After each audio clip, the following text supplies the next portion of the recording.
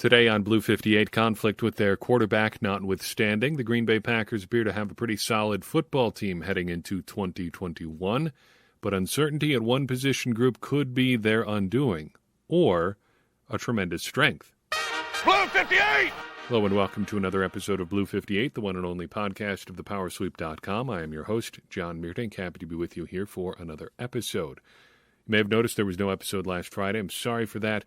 There were some circumstances just beyond my control that prevented recording that day. We were supposed to have some work done around the house, and as things so often happen, the person who was supposed to be doing that work on our house was late that day. We also had some unexpected, I want to put it that way, family visits. All good. My parents, who had not been in town for a year due to the pandemic, were suddenly able to come. And earlier than expected. So that just bumped everything back a little bit, and I figured why try to jam it in and give you half an episode or a lower quality episode. We'd just wait until today, I figured. So here we are. And I'm hoping you are ready for a fun episode because we've got some fun things to talk about, especially Chapter 2 of Blood, Sweat, and Chalk. We are into our discussion of that book. We will do Chapter 3 on Thursday, Friday, whatever. Later this week, and I think we'll be on a chapter of day or chapter and episode after that. So if you want to start reading a little bit ahead, that's the way to do it. But in the meantime, as we talked about up top, I'm a little bit concerned about a potential weak spot on the Packers. And I was kind of thinking through this the last couple of days, thinking about what or how exactly I wanted to talk about this. A few episodes back, we did the boom or bust players in Green Bay. Episode 428, so 2 or 3 weeks ago now. And I was trying to come up with a way to do the exact opposite of that. Who are the unheralded players that we're not talking about enough? Is there somebody on this team that could change the fortunes of the Packers that we're not really talking about, that isn't necessarily going to have a super huge role on the team one way or another? I'm not looking for guys like Marquez Valdes-Scantling is a perfect example. If he has a great season for the Packers, I mean, it's not unusual or it wouldn't be weird if he really puts it all together for him to have like 1,100 yards and 8 touchdowns or something like that. I don't think that's that far outside the realm of the possible. He could really explode. A couple 100-yard games here and there, more consistent performance throughout the season, boom, 1,000-yard season. But if things don't go well for him, it could be another 2019 type season where he just slowly fades away to nothingness as the season goes on. There are guys at kind of the other end of the spectrum that are just going to kind of be there. And you're not really going to talk about them either way. So who are those players? I tried to come up with a list, but I just kept circling back to a group of 2 or 3 players. And they all happen to be on the interior offensive line. I've written about this at thepowersweep.com, and we're just going to talk through this topic a little bit. I think the Packers have a little bit of a problem brewing here because they've got, right now, uncertainty at 3 interior offensive line positions. We've talked about this a little bit in the past. Want to unravel it a little bit more. So first and foremost, part of the problem here is that Elgton Jenkins is out at left tackle for the foreseeable future. I know the coaching staff is saying great things about Ben Braden. I do not believe those things because why would Ben Braden take that starting left tackle spot when they've got a perfectly capable tackle in Elgton Jenkins and they've got a plethora of other players that can play on the interior line. But those interior linemen, there's a problem there. Virtually all of them are just about as green as green grass. I don't know. I was trying to come up with a really green thing there. All I could think of is grass. Maybe because I spent a bunch of time working on my yard yesterday. They're young. They haven't played a lot, and that could be a problem for the Packers. How big a problem? I think fairly considerable. Look at it this way. Since Brian Gutekunst became the Packers general manager, he has drafted 8 offensive linemen. All of those players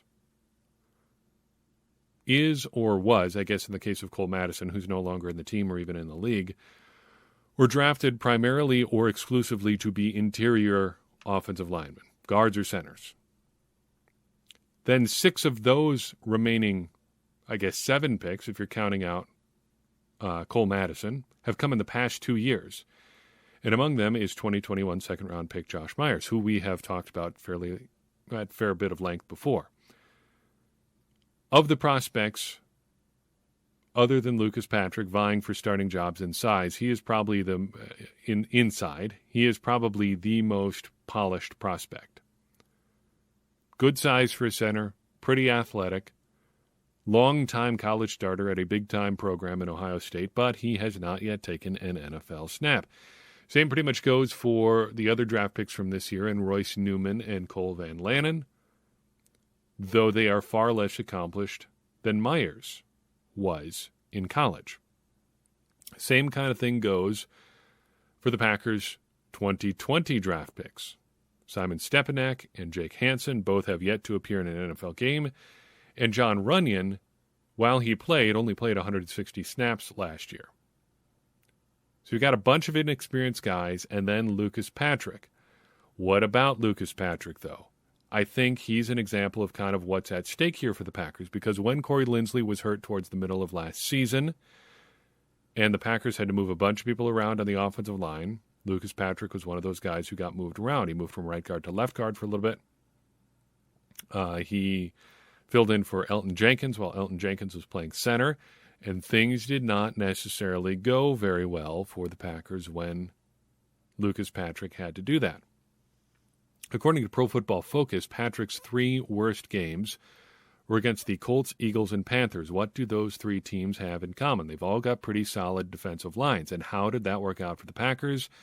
Well, Aaron Rodgers was sacked 20 times last year, and 8 of those 20 sacks came in those 3 games, including 5 against the Panthers. Lucas Patrick got especially worked in that one. So I think that shows a little bit of what's at stake there. So whether it's Aaron Rodgers or Jordan Love, if the Packers have uncertainty in the middle of their offensive line up front, there are going to be some potential problems. I like Lucas Patrick as much as the next guy, but he has not been a perfect player. But let's just set that aside for a second, because I do like him. There's a lot to like about Lucas Patrick. For instance, he's a real tough guy. He's going to be full throttle all the time whenever he's on the field. So even though he's not the most athletic guy in the world, and he is pretty athletic for an offensive lineman, even just for a professional football player, he's a pretty good athlete. He's not an elite athlete, and he's not necessarily the most polished player either, but he is experienced. But setting that aside for the second, is there an upside to these young guys altogether? I think there is. Relative athletic score is something we talk about an awful lot on this podcast because it translates pretty well to what you see on the field. Athletic players have more upside and have more success in the NFL than unathletic players. And in John Runyan, in Royce Newman, in Cole Van Lanen, you've got 3 guys that have scored 8 or higher on the relative athletic score, which signifies an elite tester. On top of that, even though neither of them tested in their respective draft years, both Josh Myers and Simon Stepanek were both praised for their athletic ability in the lead up to the draft. Josh Myers was said to be a great fit for zone blocking teams because of how athletic he was. Stepanek has tremendous strength, even among offensive linemen. 37 reps at 225 on the bench press. That is good stuff. So I think, inexperience aside, the Packers do have a bit of cushion here. Their prospects don't have a ton of experience, but they've got athletic chops to make up for it. Still, though, this is a huge gaping question, a huge potential hole on the offensive line heading into the season. Your feelings about Billy Turner may vary, but I think he's better than any of the prospects the Packers have going on the interior line right now, assuming that Jenkins is out at tackle. But however you may feel about him, he's a far more known commodity than Runyan, than Myers, than Jenkins, than Newman, than Van Lanen, than Stepanek, heck, even Jake Hansen. That is a big question mark heading into this season. That's 60% of your offensive line. Even if you like Lucas Patrick, I still think it's fair to say he's a bit of a question mark. This could cost the Packers And if Corey Linsley goes out and has a great season this year, I think people are going to ask that question a little bit more loudly about why the Packers re-signed Aaron Jones instead of Corey Linsley. I still think it was probably the right move to let him walk at that price, but the Packers are a little bit behind the eight ball, having to train up these guys pretty quickly. Shifting gears here, let's look ahead a little bit to 2021. I like to do this every year. Who's going to make a big charge up the leaderboards this season? Packers have a few big names that are going to be passing some even bigger names this year if they produce. First and foremost, Aaron Jones has a chance to make some real hay on the all-time leaderboard this year. So he has had 2,000-yard seasons the last 2 years under Matt LaFleur, which has pushed him to just over 3,300 career rushing yards. He's only a little under 100 yards behind Eddie Lacy for number 10 on the Packers' all-time rushing leaderboard. And if he has 1,000 yards again in 2021, he is going to pass some big names. How big? How about like Paul Hornung, Dorsey Levens, and Ryan Grant, even Tony Canadeo? If Aaron Jones passes 1,000 yards this year, he is going to be pretty comfortably in fourth place on the Packers' all-time rushing leaderboard. That is behind only Amon Green, Jim Taylor, and John Brockington in the history books. That is pretty cool. Secondly, Don Hutson may be getting some company at the top of the Packers' receiving touchdowns leaderboard. Nobody's going to catch John Hutson. 99 career receiving touchdowns. Good luck. Currently, only Jordy Nelson is within 30 of Don Hutson, and Nelson scored a lot of touchdowns, 69 of them, to be precise. But while Davante Adams has no shot of catching Don Hutson, not this year, maybe not ever, he could get as high as second on the all-time list this season, because currently he has 62 touchdowns to his name, and just 8 scores would put him past both Jordy Nelson and Sterling Sharp, who accumulated 65 touchdowns in his career, shortened by injury though it was. And I've got to think Adams has a pretty good shot, too. He's scored 58 touchdowns over the past 5 years alone, and he's only failed to break into double digits once in that span. Let's switch over to defense here for a second. Who's going to make a big charge this year? Could be Zadarius Smith. Through 2 seasons in Green Bay, he's already got 26 sacks as a Packer. That is good for 13th in team history, tied with Santana Dotson, both of whom are just outside of the top 10. If he puts up another double-digit season, he could get as high as 7th on the Packers' all-time list for sacks. If he gets 10 sacks exactly, he will be tied with Tony Bennett, who piled up 36 in the early 90s. But even if he gets just like, say, 8 sacks this season, he's still going to make a pretty big jump. He will get past Cullen Jenkins and Mike Daniels, who have 29 apiece, Nick Perry and Vonnie Holliday, who have 32, and Bryce Paup, who has 32.5, to take sole possession of the 8th spot on the all-time list. And that's pretty cool. A guy that most Packers fans, I would say, hadn't even heard of when the Packers signed him in early 2019, could end this season in the top 10 on their all-time sacks list. And one here is a bonus. We all know Aaron Rodgers does not throw many interceptions, but even if he does play for the Packers this year, there's a chance he's going to end up in the top 5 all-time in terms of interceptions thrown. Through 13 seasons as a starter, he's only thrown 89 interceptions, just under half an interception per game. Just for comparison, Brett Favre threw 285 interceptions in 255 games with the Packers. That is an average of comfortably more than 1 per game. But if Aaron Rodgers throws 2 picks in 2021, he will knock Arnie Herber out of the top 5 in career interceptions thrown as a Packers player. Now, that only goes to show really how few interceptions Aaron Rodgers actually shows. But the longer you play, the longer those negative stats even can pile up. And Aaron Rodgers is going to pass over a bit of a negative stat milestone here in 2021 if he ends up playing with the Packers. Just a little bit of a statistical curiosity there. Let's talk about blood, sweat, and chalk. Not those things precisely, the book that we are reading together. As a reminder, If you would like to get in on this, we are reading the book Blood, Sweat, and Chalk by Tim Layden. It is available wherever fine books are sold, especially on Amazon.com. That is where I got, well, no, that's not where I got my copy. I know a couple people who have gotten theirs there, but I got my copy, I think, at a half-price books or something. I recommend picking it up. It's a good time. We're going to be talking about it all the way through. And if you want to go a little bit deeper on your discussion, consider becoming a patron, patreon.com/thepowersweep. Chuck in any amount of money that you think is appropriate, and you get access to our Discord server as well as some bonus content. But the Discord server is where we go a little bit deeper on our discussions about this book and whatever else is going on with the Packers. It's a good time. You should check it out. Some of the people who you may run into in that space are Colin Byer, Stephen Cantrell, and John Fry, each of whom have been patrons since 2020, and we are grateful for their support. So head to patreon.com/thepowersweep. and throw in your support as well. You'll be able to discuss the book with us as well in our private Discord server. Good place to hang out and meet Packers fans from all over the world. So, Blood, Sweat, and Chalk, Chapter 2, The Wing T.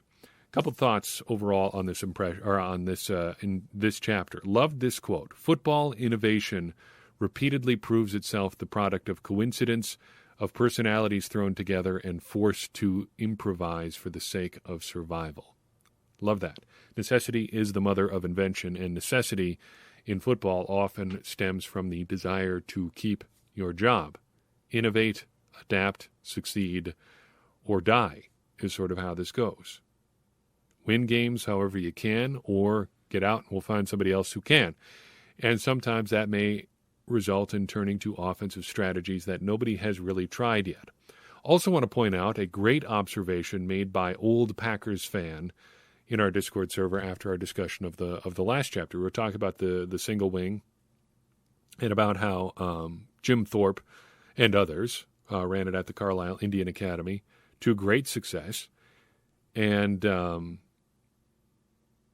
a lot of success running that offense. And our good friend, old Packers fan, points out that, that's great, but it's a lot easier to have success when you've got a tremendous athlete like Jim Thorpe running the show. And that is something that we should point out in our discussion of all these offensive systems. It is great to have a system that works.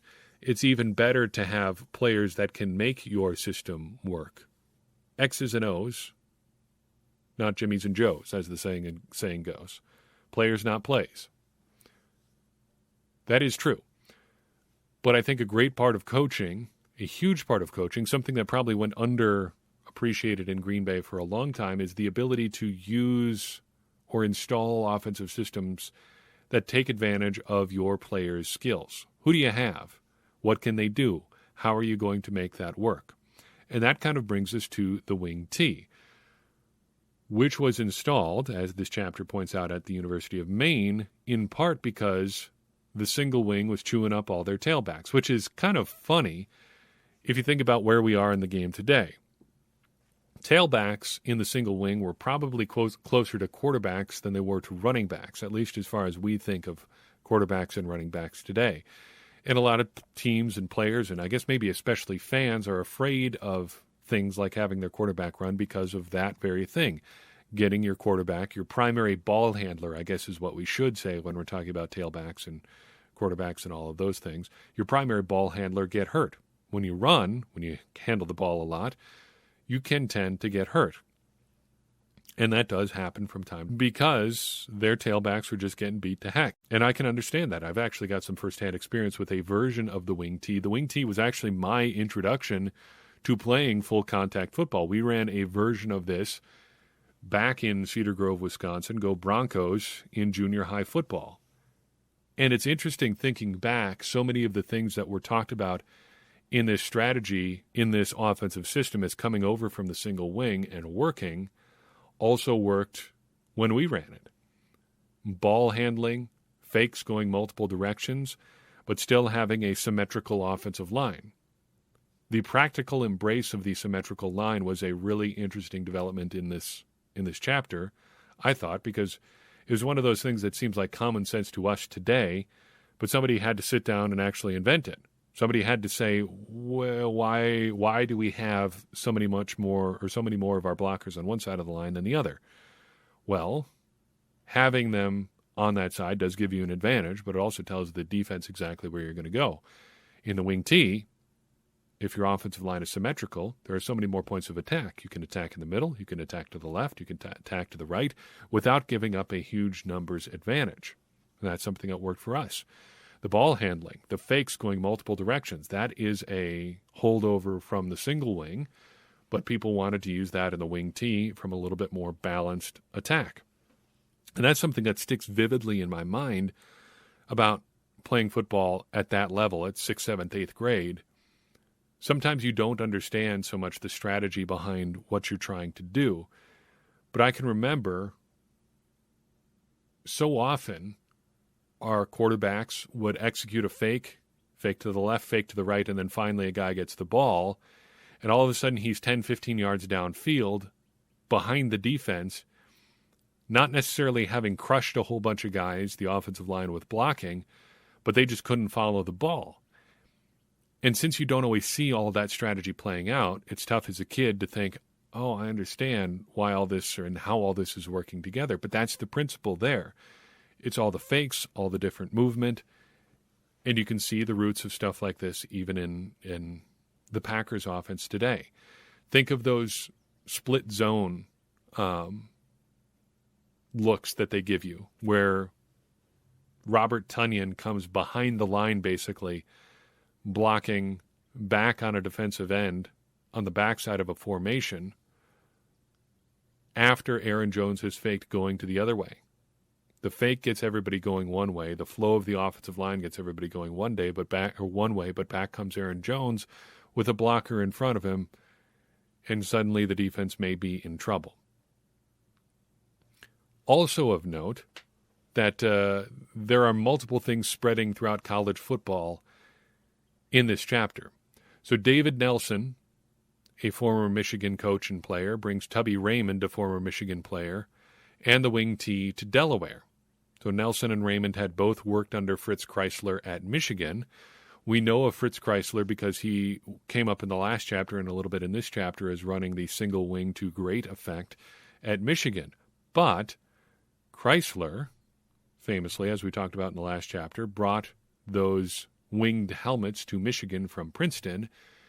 And look what Delaware starts wearing in 1951 and still wears today, a winged helmet as well. More than just strategy spreading throughout college football. Finally, talking about some Packers connections here, the last page of this chapter brings a couple incredible ones. First and foremost, Tom Clements playing as a single-wing cornerback under Ara Parsegian at Notre Dame. He, of course, would later be the Packers quarterbacks coach and offensive coordinator and assistant head coach under Mike McCarthy. Got to wonder, how did being a wing T quarterback affect his later offensive philosophy? We'll never know. But I got to imagine there's something kicking around in the back of his mind somewhere dating back to his college years, especially being as effective as he was as a wing T quarterback. Also interesting that they mentioned the 73 Notre Dame team. That was Parsegian's second to last team at Notre Dame. He coached at Notre Dame until 1974, resigned that year after a long, successful run at Notre Dame. And who takes over at Notre Dame after that? Dan Devine of the Green Bay Packers. Everything ties back to Green Bay sooner or later. So I've got for you in this episode. Do appreciate you listening in. Thank you so much, if you are so inclined, for sharing this episode. That is one of the best ways, perhaps the best way, that this show will grow and help more people find it is you. Share it. If you think somebody else would enjoy it, that would mean a lot to me. In the meantime, continue to talk about the Packers with me, with whoever else you can find, because talking with each other, sharing things like this, talking through books, talking about whatever's on our mind related to the Packers, it's going to help us all, me included, become smarter Packers fans. And as I always say, smarter Packers fans are better Packers fans, and better Packers fans are what we all want to be. I'm your host, John Meerdink. We'll see you next time on Blue 58.